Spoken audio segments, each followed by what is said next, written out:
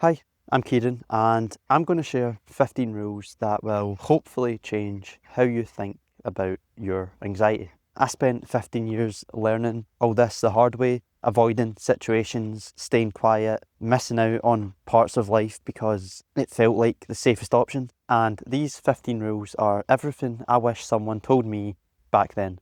The first fear is natural and unstoppable. Your amygdala will fire off that initial jolt of fear before your cortex, the thinking part of your brain, even knows what's happening. The first fear is a survival mechanism and can't really be intentionally stopped, but it goes away quickly if you leave it alone. The panic isn't coming from what triggered you. The overwhelming anxiety isn't coming from the text message or the party or the interview. It's coming from your thinking brain treating your body's natural threat response as danger. You're not afraid of the situation, you're afraid of how it makes you feel. That's the fear of fear, and understanding this really helps. Every time you avoid something that makes you anxious, you're teaching your amygdala that that thing was dangerous. You reinforce two beliefs. One is that I'm not capable of handling this, and two, this thing is really a threat.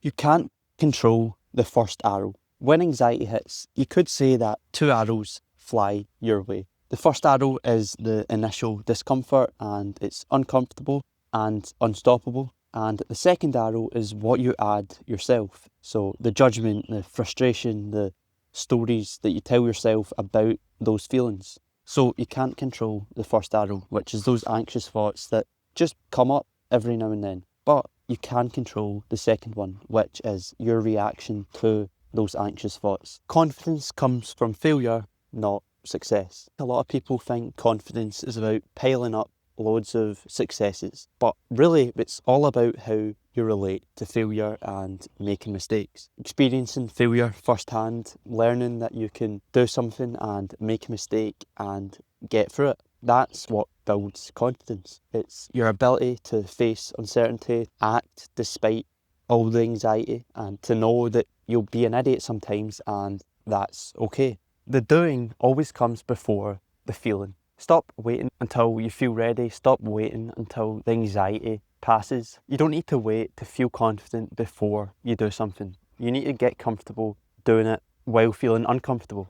You do it scared and then the confidence comes. Less is more when it comes to dealing with anxiety. When you're feeling anxious, the best thing you can do, and the hardest, is nothing. Just let it be there, because all the energy you use to get rid of it only makes it feel more intense. By staying in the present and doing nothing, you're teaching your brain that this thing isn't actually dangerous. The goal isn't to get rid of the anxiety. Recovery isn't about eliminating anxiety. It's about understanding it, accepting it, doing the scary things anyway. It's to reach a point where the symptoms don't really matter anymore. They don't carry this danger message and they don't control how you act. The amygdala doesn't understand words, only behaviours. You can't talk your way out of anxiety. Your amygdala only learns through experiences. So you need to show your brain that you're safe through exposures and willful tolerance.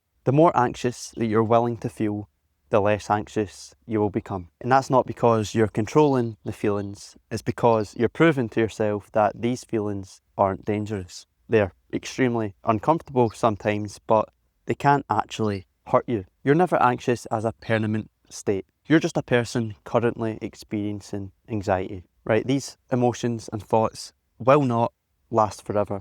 And sometimes it's helpful to take a step back and remind yourself that your body is just experiencing an adrenaline flood and that I'm not going to feel this way forever. Focus on what you're moving towards, not what you're running from. So try to pick out the big, positive, aspirational things that you're heading towards, not just the things you want to stop doing, like I want to stop feeling anxious. What matters to you? What excites you? And when there's some purpose behind even your exposures, they'll feel easier to do. You don't need to just face your fears, you can face them knowing that you're doing it for something that matters. Recovery should be measured on your ability to tolerate, not by how rarely it shows up. Full recovery is when you experience anxiety and you just don't really care about it anymore. Expect anxiety to show up. I always like to talk about when the anxiety symptoms show up, not if they show up. Unless you live a very simple, kind of boring life, you will experience anxiety throughout it all. Expect the ups and downs and use the downs as opportunities to get back on track, to practice a little self-awareness, self-compassion, and to prove to yourself that you can handle these anxious feelings. You won the life lottery, so go after what matters. The odds of you being born were 1 in 400 trillion. We're all very lucky to be alive. So even with anxiety as your companion, as your wee annoying friend tagging along, you may as well go after a few things that matter to you despite the anxiety.